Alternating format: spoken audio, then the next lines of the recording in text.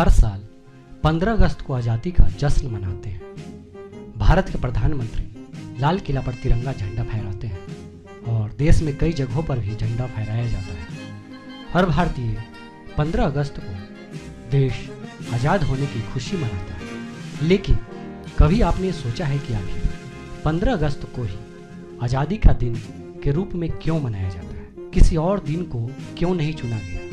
तो आज मैं आपको इसी के बारे में बहुत ही महत्वपूर्ण जानकारी देने जा रहा हूँ। दरअसल एक बात आपको शायद ही पता होगा और यह जानकर आपको काफ़ी आश्चर्य भी होगा कि सन 1930 से लेकर 1947 तक 26 जनवरी के दिन भारत में स्वतंत्रता दिवस के रूप में मनाया जाता था और इसी दिन झंडा फहराया जाता था। यहाँ तक कि 26 जनवरी को ही आज़ादी दिवस पर हर साल कांग्रेस के सदस्यों, स्वतंत्रता सेनानियों और यहाँ तक कि आम आदमी द्वारा भी मनाया जाता था। इस बात का फैसला साल 1929 में हुए भारतीय राष्ट्रीय कांग्रेस अधिवेशन में हुआ था कि 26 जनवरी को ही हमारा आज़ादी दिवस के रूप में मनाया जाएगा। यह जो अधिवेशन हुआ था वो लाहौर में हुआ था, जो कि अभी पाकिस्तान में है। इस अधिवेशन में भारत ने पूर्ण स्वराज की घोषणा की थी, यानी स्वतंत्रता की घोषणा की थी।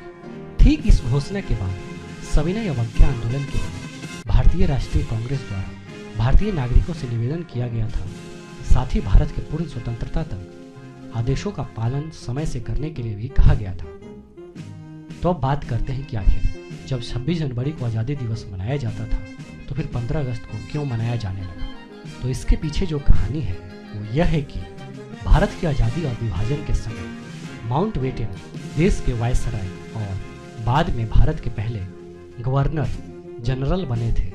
माउंटबेटन ही वह शख्स था जिसने भारत को सत्ता हस्तांतरण करने के लिए 15 अगस्त की तारीख चुनी थी। लेकिन एक बात जानकर आपको बहुत ही ज़्यादा आश्चर्य होगा कि अंग्रेज जो थे भारत को आज़ाद नहीं करना चाहते थे और वो भारत के लोगों के साथ षड्यंत्र करना चाह रहे थे। जानकार लोगों का यहाँ तक कहना है कि अंग्रेज शासक 15 अगस्त को भारत को आज़ाद नहीं करना चाहते थे, उनकी योजना कुछ और ही थी। आइए जानते हैं क्या चाहते थे अंग्रेज शासक। दरअसल अंग्रेज हुकूमत ने माउंटबेटन को भारत की आज़ादी को अमली जामा पहुंचाने के लिए वायसराय के रूप में भेजा था।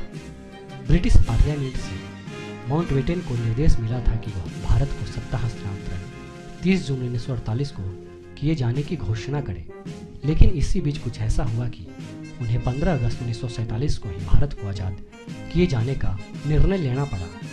इतिहासकारों का मानना है कि प्रसिद्ध स्वतंत्रता सेनानी और विख्यात लेखक और भारत के अंतिम गवर्नर जनरल सी राजगोपालाचारी ने माउंटबेटन पर 15 अगस्त 1947 को भारत की आज़ादी की घोषणा करने के लिए दबाव डाला था। और इसी के साथ ही और भी जो स्वतंत्रता सेनानी थे और कांग्रेस के जो मेंबर थे, उन्होंने अंग्रेजी हुकूमत पर 15 अगस्त को ही भारत को स्वतंत्र करने का दबाव डाला था। उन्होंने कहा कि 1948 तक ऐसी परिस्थितियां बन जाएगी कि तब सत्ता का हस्तांतरण मुश्किल हो जाएगा। इसके बाद ब्रिटिश शासकों को इस पर विचार करना पड़ा और माउंटबेटन को 15 अगस्त 1947 को देश की आज़ादी की घोषणा करने का निर्देश मिले। ब्रिटिश हाउस ऑफ कॉमन्स में 4 जुलाई 1947 को इंडियन इंडिपेंडेंस बिल लाया गया।